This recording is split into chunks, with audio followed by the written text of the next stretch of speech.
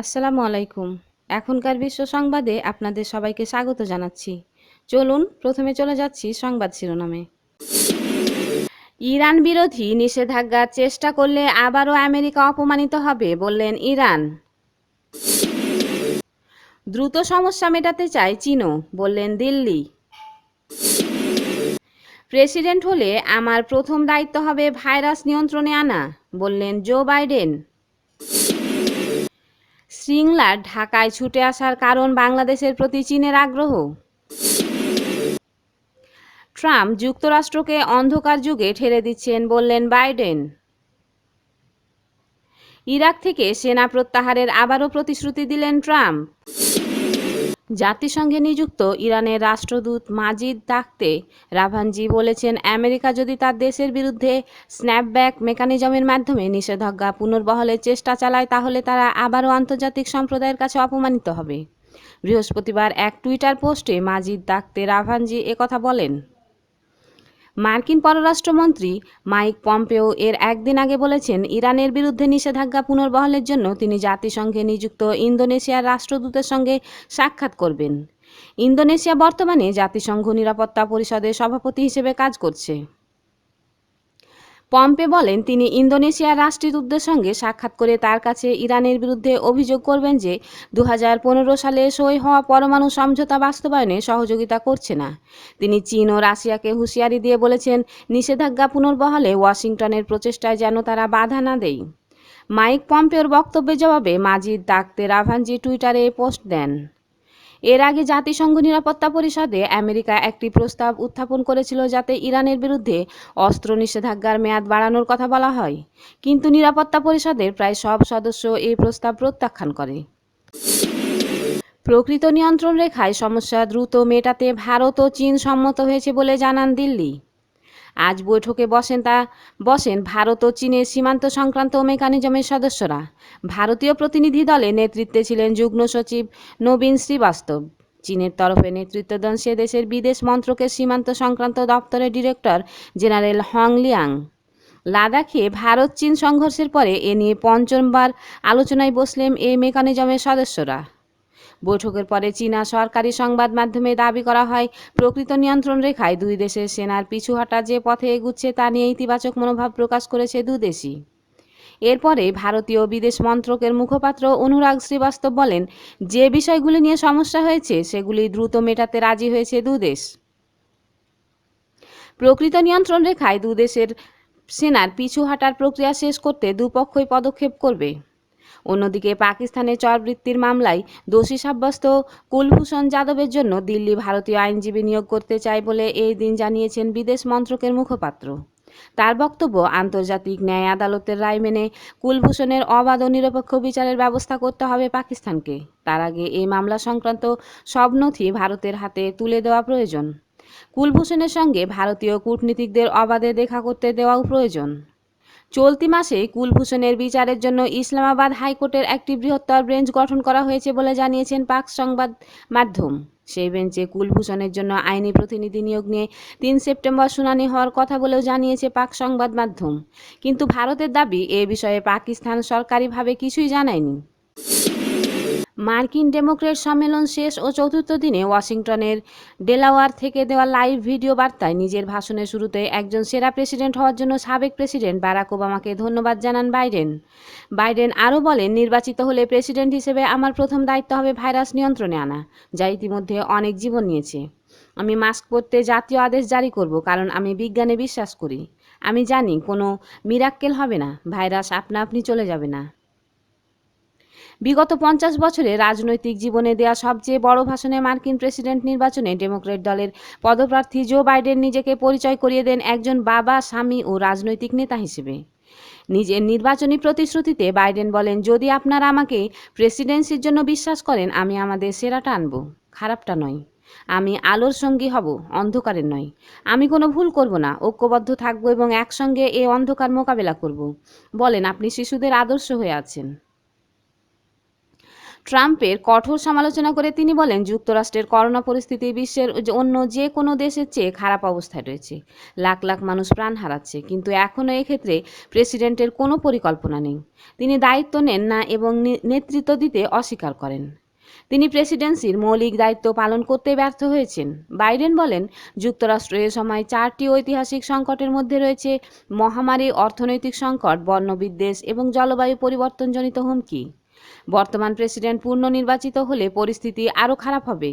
Biden বলেন, আমি বিশ্বাস করি পদ্ধতিগত বর্ণবাদের কারণে পুলিশের হাতে প্রাণ হারানো জর্জ ফ্লয়েড ও দেশ জুড়ে হওয়া বিক্ষোভকে উপলব্ধি করতে আমরা প্রস্তুত। জর্জের কন্যা বলেছিলেন, তার বাবা বিশ্বকে পাল্টে দিয়েছে। তার এই কথাটি আমার হৃদয় স্পর্শ করেছে। আমরা বিশ্বাস করি সেই প্রজন্ম আসছে যে প্রজন্ম বর্ণবাদকে উৎখাত করবে।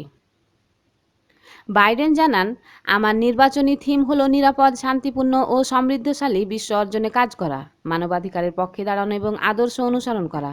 এই নির্বাচনকে জাতীয় হৃদয়ের লড়াই অভিহিত করে ভাষণ শেষ করেন বাইডেন। ভাষণের পর সামাজিক দূরত্ব মেনে ভাইস প্রেসিডেন্ট প্রার্থী কমলা হ্যারিস ও স্ত্রী জিল বাইডেনের সঙ্গে এই মনোনয়ন উপভোগ করেন বাইডেন।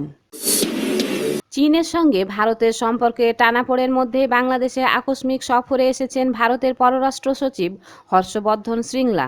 মহামারীর মধ্যে ভারতীয় আমলার ঢাকা সফর নিয়ে বাংলাদেশে যেমন আলোচনা তৈরি হয়েছে, বিষয়টি তেমনি ভারতের কূটনৈতিক বিশ্লেষকদেরও মনোযোগ কেড়েছে।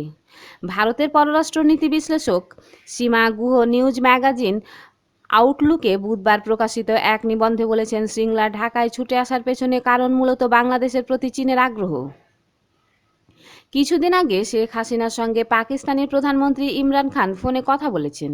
এর আগে চীন বাংলাদেশকে 8,256টি পণ্য রপ্তানিতে শুল্কমুক্ত বাণিজ্য সুবিধা দেওয়ার ঘোষণা দেয়। মহামারীর মধ্যে বাংলাদেশ সরকারকে সহায়তা করার জন্য একটি মেডিকেল দলও পাঠিয়েছে চীন। আসামে সহিংসতা ও বিচ্ছিন্নতাবাদী তৎপরতা কমার জন্য শেখ হাসিনার অবদানকে স্মরণ করিয়ে দিয়ে তিনি লিখেছেন, 2009 সালে ক্ষমতায় আসার পরে হাসিনা সরকারের প্রথম কাজ ছিল ইউনাইটেড লিবারেশন ফ্রন্ট অফ আসামের নেতাদের ভারতে প্রত্যাবর্তন। ভারতীয় নিরাপত্তা বাহিনীর হাত থেকে বাঁচতে এই বিদ্রোহীরা এর আগে সহজেই সীমান্ত পার হয়ে বাংলাদেশে এসে আশ্রয় নিতে পারত। 2011 সালে সাবেক প্রধানমন্ত্রী মনমোহন সিং ঢাকায় সফরকালে তিস্তার পানি বণ্টন নিয়ে চুক্তি স্বাক্ষরিত হওয়ার কথা ছিল। পশ্চিমবঙ্গের মুখ্যমন্ত্রী তাতে আপত্তি জানান। এখনও পর্যন্ত ওই চুক্তির বাস্তবায়ন হয়নি। ভারতীয় বিশ্লেষক বলেছেন, বাংলাদেশের সঙ্গে সম্পর্কের শীতলতার ক্ষেত্রে বেশিরভাগ দোষ ভারতেরই। অনুপ্রবেশের মতো স্পর্শকাতর ইস্যুকে নির্বাচনী প্রচারণা ব্যবহারে সম্পর্কের ক্ষতি হয়। স্বরাষ্ট্রমন্ত্রী অমিত শাহ সহ ক্ষমতাসীন বিজেপি নেতারা এটিকে নির্বাচনের জন্য বড় ইস্যু হিসেবে ব্যবহার করেছেন। শাহ এর আগে বাংলাদেশিদের উইপোকা বলে মন্তব্য করেছেন।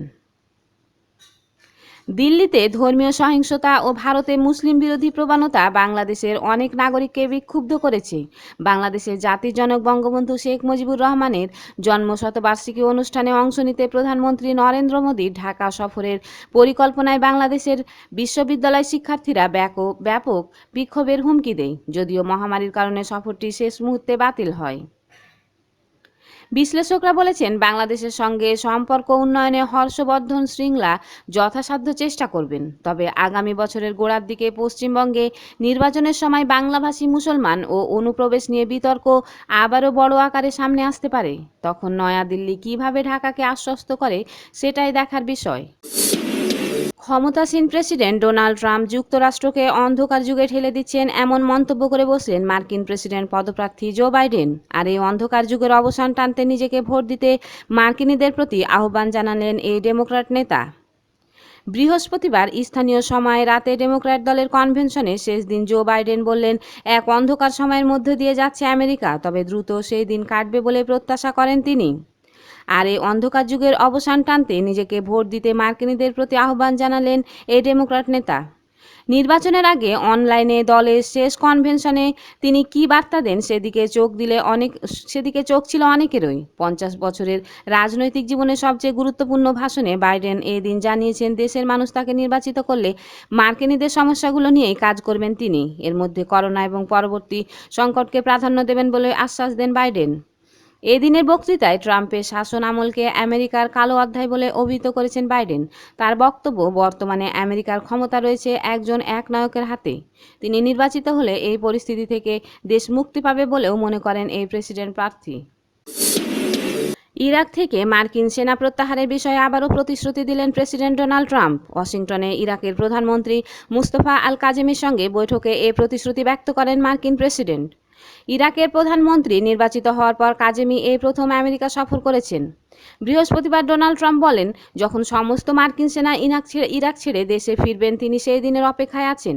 ইরাকে মার্কিন ব্যবসায়ীরা তেলের বড় বড় চুক্তি করেছে বলেও তিনি উল্লেখ করেন। ইরানের সংবাদ সংস্থা মেহের নিউজ আরও জানান, পরে সাংবাদিকদের ট্রাম্প বলেন, আমরা খুব শিগগিরই ইরাক থেকে ফিরে আসব। সেখানে আমাদের খুব কম সংখ্যক সেনা আছে যারা ইরাককে সাহায্য করছে এবং বিষয়টি ইরাকের প্রধানমন্ত্রী জানেন। ইরাক থেকে মার্কিন সেনা প্রত্যাহারের বিষয়ে ট্রাম্প বারবার কথা বললেও তিনি পরিষ্কার করে বলেননি কবে তিনি এসব সেনাকে দেশে ফিরিয়ে আনবেন। এদিকে মার্কিন পররাষ্ট্রমন্ত্রী মাইক পম্পেও একথা জানিয়েছেন। সাংবাদিকদের তিনি বলেছেন, ইরাক থেকে সেনা ফিরিয়ে আনার জন্য বাগদাদের সঙ্গে কাজ করছে ওয়াশিংটন। তিনি বলেন, যত তাড়াতাড়ি সম্ভব আমাদের সেনারা ফিরে আসবে। আমাদের সেনা সংখ্যা একেবারে সর্বনিম্ন পর্যায়ে নামিয়ে আনা হবে। বর্তমানে ইরাকে আমেরিকার প্রায় 5,000 সেনা রয়েছে এবং মার্কিন মিত্র দেশগুলোর সেনা রয়েছে 2,500।